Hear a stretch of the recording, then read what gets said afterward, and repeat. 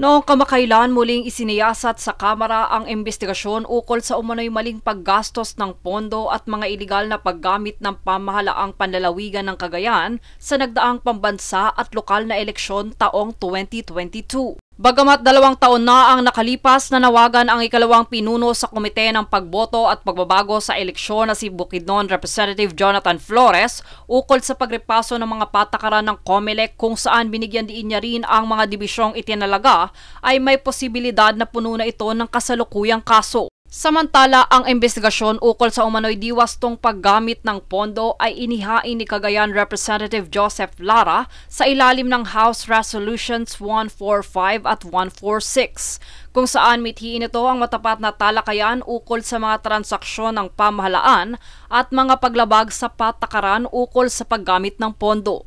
Dito naungkat din ang mga patakaran sa halalan at mga kakulangan sa pagpapatupad nito na kaugnay sa paggamit ng pondo. Dagdag pa riyan ang kakulangan sa prosesong kinakailangan kung saan mayroong anomalya tulad ng malaking cash advance sa halagang 320 milyong pisong isinagawa ng kawani ng pamahalaang panlalawigan.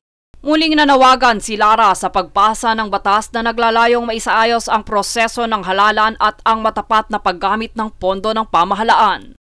Jade Buhoy, nag-uulat para sa One Media Network.